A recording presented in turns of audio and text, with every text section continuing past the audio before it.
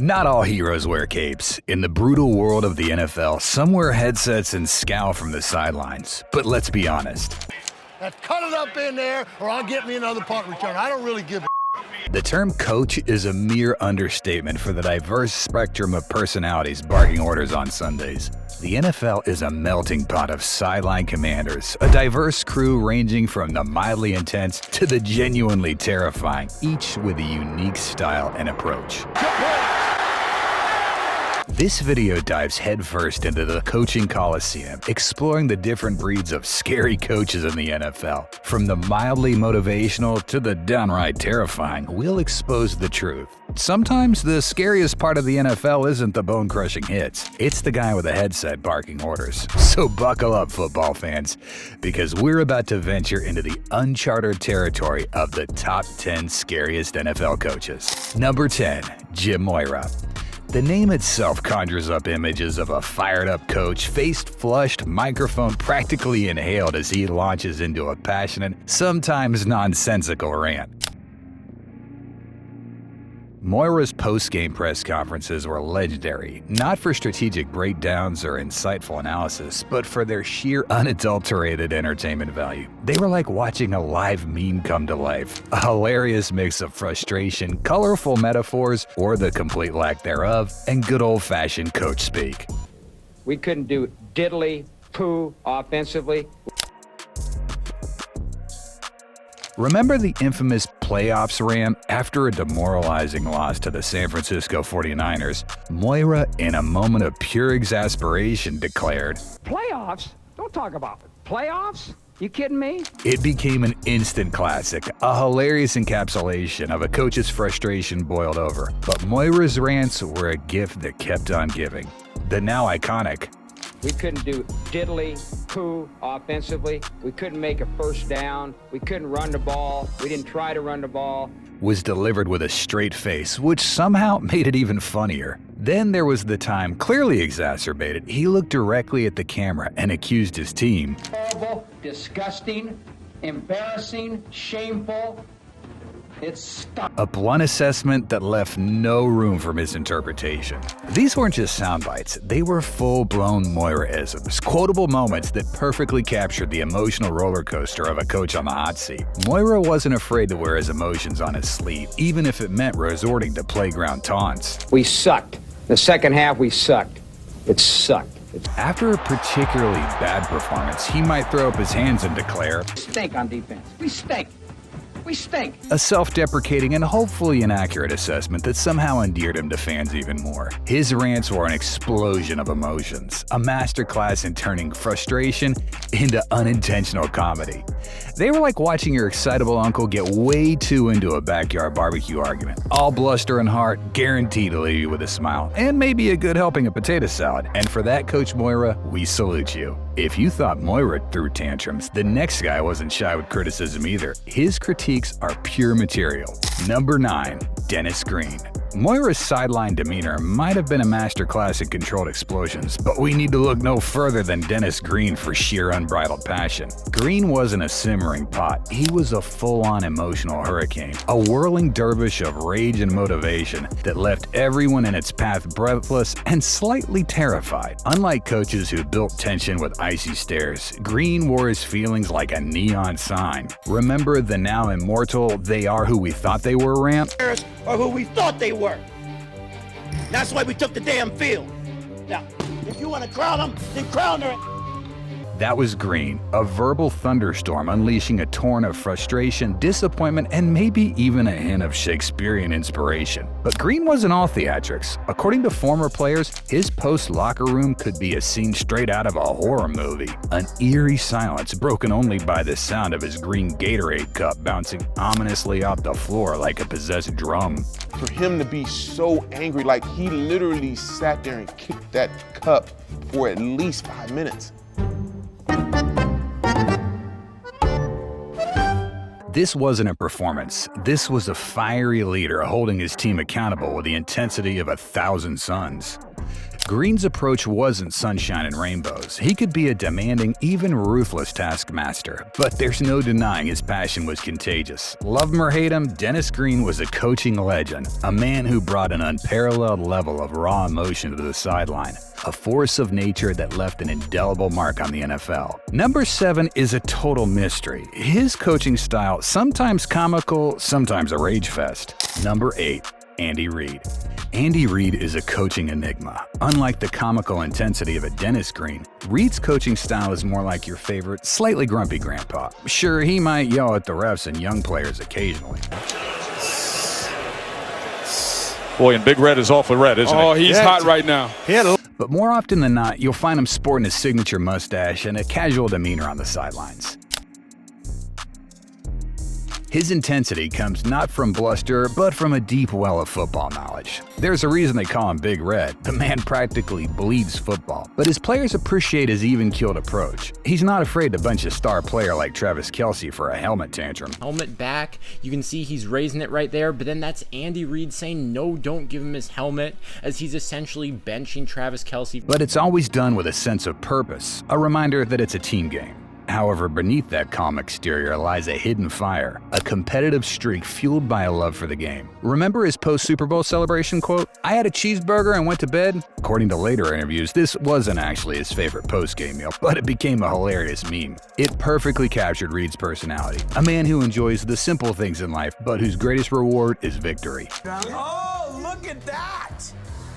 Andy Reid might not be the most intimidating sideline presence, but don't be fooled by the laid-back exterior. He's a shrewd strategist, a player's coach, and a man who's obsessed with winning. And while a celebratory cheeseburger might not be the most glamorous tradition, it's a reminder that sometimes the greatest rewards come in the simplest forms. The next coach is a whole cartoon character brought to life, his anger more reminiscent of Mojo Jojo. Number 7, Bill O'Brien. However, not all fear on the sidelines comes wrapped in a hilarious package. Bill O'Brien's approach was more animated, with an explosive intensity that could be just as effective and perhaps more unsettling in its own way. And Bill O'Brien, his offensive coordinator. Bill O'Brien wasn't your typical sideline screamer. Forget Jim Moira's full-blown press conference meltdowns. O'Brien's intensity was more like a tightly wound firecracker. Daniel will hold.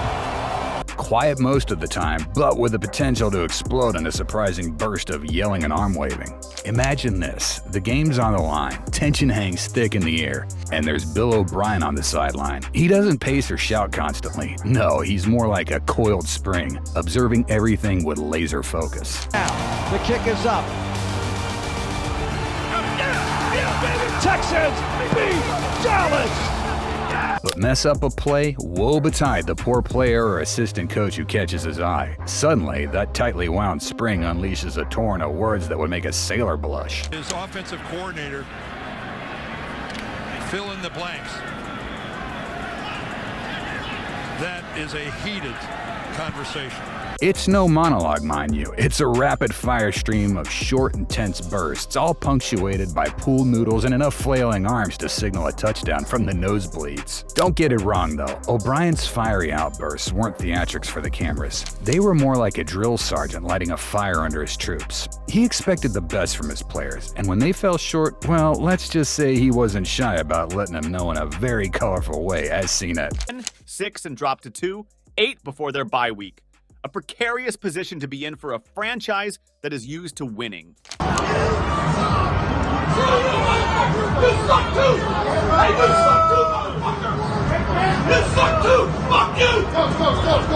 He may not have been the most eloquent sideline general, but his fiery intensity sure made for some unforgettable moments. To get this win. They're a bunch of fighters. They fight hard. And if you thought this was already scary, wait until you see our number 1. Number 6, Rex Ryan. While Andy Reid's crazy about cheeseburgers and winning, Rex Ryan is a different breed of crazy altogether. It comes as no surprise since Rex Ryan's father is none other than Buddy Ryan, the man who wasn't anyone's buddy, actually. Obviously hears something and walks toward defensive coordinator. Rex Ryan wasn't your typical sideline general. Forget the stoicism of Bill Belichick or the quiet intensity of Bill O'Brien. Rex Ryan was a walking, talking, emotional roller coaster, a firecracker waiting to explode. He was a coach who wore his heart on his sleeve, and that sleeve also happened to be a bullhorn permanently set to max volume. That was Rex Ryan. Forget carefully constructed press conferences. Ryan spoke his mind in a rapid-fire stream of consciousness, liberally peppered with language that would make the French cover their ears in shame.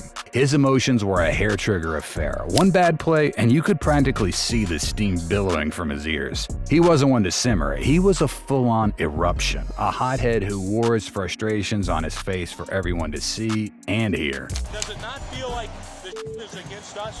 Like they don't have a penalty. This is the Raiders.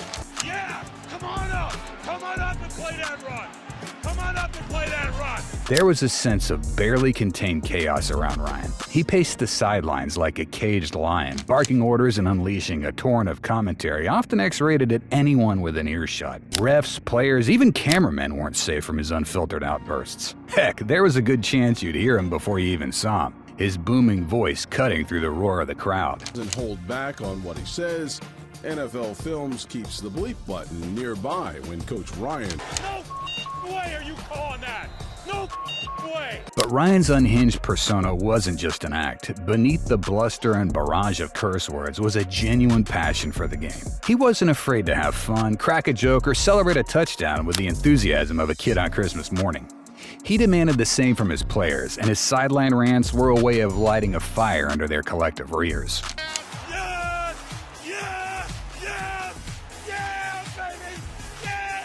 Sure, his coaching methods were unconventional, to say the least. He might not have been everyone's cup of tea, and keeping a respectful distance on the sideline was probably a wise move. The next one is as scary as your favorite horror movie. Yes, we're talking about none other than Chucky the Doll.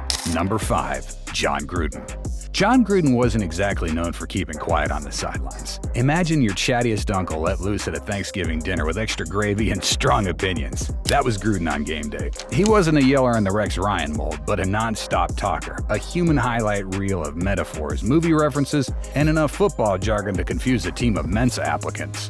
Hey, I'm not gonna be a real patient guy now. Huddle up, huddle up. You know what? You're like my wife. Now, Gruden wasn't afraid to put his players in the hot seat. He'd unleash a torrent of collective criticism like a coach possessed by a particularly knowledgeable and slightly grumpy spirit guide. It sounded intense, all that rapid-fire critique, but Gruden wasn't out for blood. He was more like a football coach's version of tough love, challenging his players to be the best versions of themselves, even if it meant their ears needed a temporary break. A real-life Chucky. We're not posing for football cards. Let's play with some speed. Just get north and south. The best part? The apologies that often followed his rants. Here's a guy who could chew you out like a stale piece of gum, then turn around and sling an arm around you with a wink and a... I have to apologize for being harsh to you today, taking you out of a drill. I don't know when don't do that. The push and pull style might have raised eyebrows, but it worked for some players. They appreciated his fire, his passion for the game, and the fact that he cared enough to light a fire under their cleats. If I get out of hand, just tell me I'm a jerk and shut up. So the next time you see a fired-up coach talking a mile a minute on the sidelines, remember Jon Gruden. He may have been the king of angry sideline chatter, but his unorthodox approach sure made for some unforgettable moments like the other coaches coming up. Number 4, Jim Harbaugh. Imagine a drill sergeant crossed with a particularly enthusiastic theater director. That's Jim Harbaugh on the sidelines. Harbaugh isn't about barking orders or calmly chewing gum. He's a full-on performance artist, a man who conducts the game with the intensity of a maestro leading a symphony, albeit a symphony played entirely on air horns. Throwing his arms up in the air, including his pens, headset, play sheet.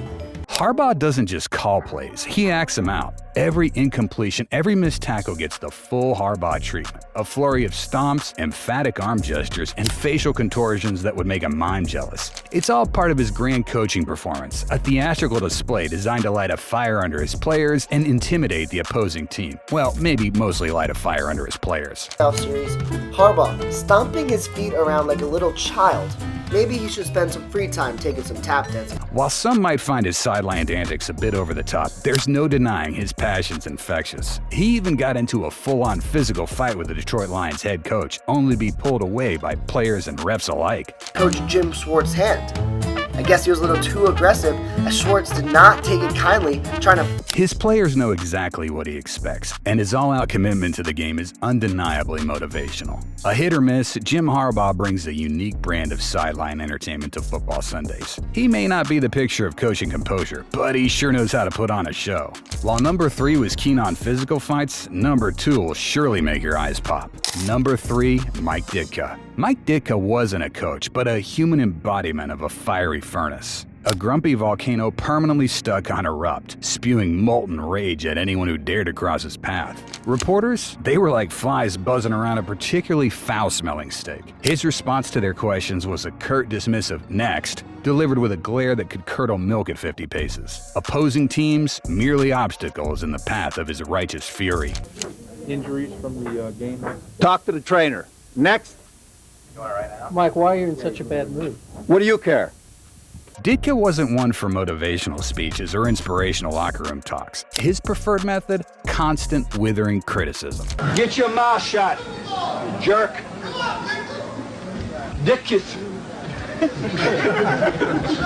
See that? That's your IQ, buddy. 0. He wasn't above trying to end careers with a particularly scathing remark, leaving rookies on the verge of tears and veterans questioning their life choices. You want me to call them? You don't want me? Coach, you won't call anymore. You're finished. Even fans weren't safe. Let out a misplaced cheer at the wrong time, and you might find yourself at the target of a Ditka tirade. Well, Neil, I tell you, what you are, I can't say on the air. There's no denying Mike Ditka brought a scorching intensity to the sidelines, a level of unrestrained anger that made him win games, but not any hearts. Number 2. Bill Parcells. If you thought Mike Ditka was one to grill somebody alive with his words, let's talk about a guy who was a coaching goat and the scariest coach in the NFL. Called the Big Tuna, Bill Parcells wasn't known for sugarcoating things, always peppering his players with blunt truths and backhanded compliments designed to both motivate and scar for life. He doled out praise like sprinkles on a stale donut, rare and underwhelming. Mess up a play, and you could expect a verbal skewering that would leave even the most seasoned veteran questioning their existence. You get your feelings hurt, that's too bad. What the are you doing staying 10 yards in the backfield? Listening to him berate players and, giant star players. Come on, Romo. You should have known pre-snap what to do there. Parcells wasn't above a little psychological warfare either. He'd needle his players, poking at insecurities and trying to light a fire under their ears with a well-placed barb. Sensitivity training? About as likely as him attending a tea party. Parcells' coaching style was all business, a relentless pursuit of excellence delivered with the warmth of a Siberian winter. When you get nervous, because that's not Michigan State down there. That's Philadelphia, okay, kid? Not Michigan State. I know if it was, you'd be real nervous. His players might have winced at his words, but there's no denying they produce results. Number 1, Bill Belichick. Bill Belichick isn't known for fiery sideline meltdowns or motivational speeches delivered at decibel levels exceeding a jet engine. He's more like a chess grandmaster, calculating every move with an emotionless precision that both frustrates and fascinates. Sure, the man's competitive fire burns bright, and his relentless pursuit of victories pushed the boundaries of fair play on more than one occasion. Funnily enough, he takes his fury out on Microsoft devices. Unpredictable much? I'm going to challenge that. Belichick was checking out the tablet and was not happy. Look out, tablet. However, that doesn't mean it's not there. The occasional shove of a cameraman or the curt dismissal of a reporter's question are like tiny cracks in the facade, glimpses of the inferno burning within. 9-0. The Colts have won 18 in a row. Will Belichick ever unleash a full-blown sideline explosion? It's a question that keeps NFL fans on the edge of their seats. Maybe one day, the pressure will become too much, the carefully constructed mask will slip, and we'll see the full fury of Belichick's rage. Surely, his success and power give him a free pass to do anything he wishes, even bench star players. Until then, we'll have to settle for the occasional hint, the subtle simmer that reminds everyone beneath the hoodie and the emotionless stare lies a competitor unlike any other. From fiery outbursts to calculated intensity, these NFL coaches brought their brand of passion to the sidelines. Fired up about these coaches? Let us know in the comments and smash that like button.